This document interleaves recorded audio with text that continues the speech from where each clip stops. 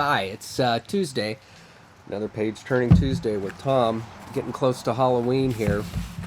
It's such a fun holiday because, well, it just is. We left off where my mom was visiting me for the first time in Cliff's garage.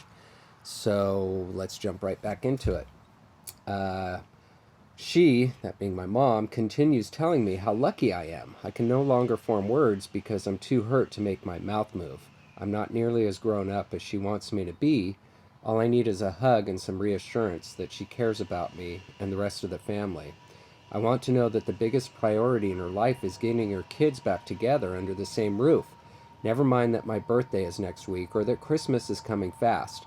She knows how to make me feel better, but she doesn't feel like doing it, which leaves me feeling like she's standing on my throat. I'm unable to speak, scream, or whisper. She unzips her backpack, hands me 3 joints and some shake from her top can. "You still have your pipe, right?" she asks, but I'm still in mute mode. Then she's gone. Just as quickly as she materialized, she evaporates into the void. I'm left standing alone in the garage, kicking myself for forgetting to bitch about getting my bike out of storage. How strange.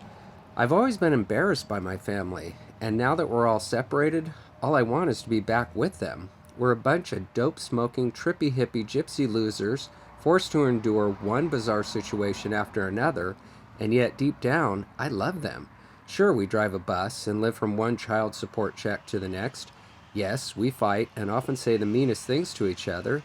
Sure, we roam through life with no rules and reckless abandon, and yet I still love and need my family with all my heart. I feel so alone. I ask myself the same questions over and over, day and night. How did I end up here? What the hell happened to my family? Am I going to live in this garage for the rest of my life? Or at least until I graduate from high school? Considering the circumstances, it's understandable that you felt that way. Dr. Robin's words lull me back into the present. You were abandoned. Abandoned? I did feel sorry for myself, but I never considered myself abandoned. Kids from normal families don't face these kinds of challenges. We used to be normal. That's the thing about my family. We started out so incredibly straight. When Mom was married to John, there were rules, too many rules, but they kept us in line. We had boundaries and structure. We had to do well in school and cheerfully perform our chores. Of course, we were forced to obey our evil stepfather or risk getting whipped with his black belt.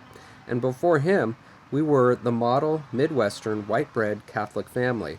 If you look at pictures from us when we lived in Cincinnati, you'd never guess that we'd end up living like nomads. We were the all-American family that became all hippied out. My mother was born to be a hippie, and she still is to this day, but that wasn't always the case. Thanks to her, we became hippies, and we got a late start. That's how it works. Unless you come into this world at a folk festival, commune, or whole earth... Sorry about that. That's how it works. Unless you come into this world at a folk festival, commune, or Earth Day celebration, you're not born a hippie. Like others, we became hippies. But Mare couldn't join the movement right away. She had to repress that urge while she was married to John. Of course, it was impossible for her to conceal it completely.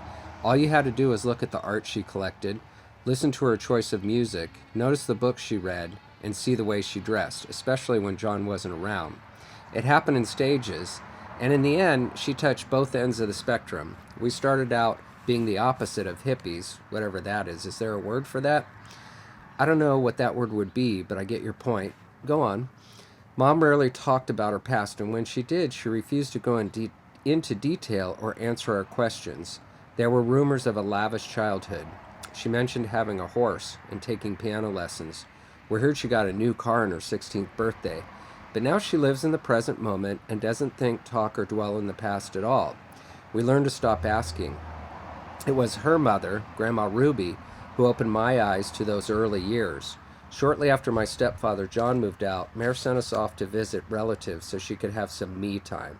During the summer between 4th and 5th grade, I visited my mother's parents in Cincinnati.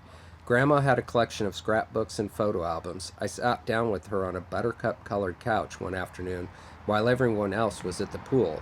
In my hands were all of my mother's hidden secrets, and I couldn't wait to get started. I closed my eyes and put myself back into that sliver of time and space when I was actually there, sitting next to Grandma. She was always cooking something, but it was the smell of the cigarettes that filled the air. Hey, as you know, the second book is out, and thank you to everybody who's supporting that effort. I'm really happy to have the second book out. I don't know why you're still listening to me read the first book. Aren't you sick of my voice yet? Move along. Get the second book. Start reading the first book. Read the second book. I'm hoping to have the third book available about 1 year from now. And again, I just appreciate everybody who's come along for the ride. Have a happy, Halloween.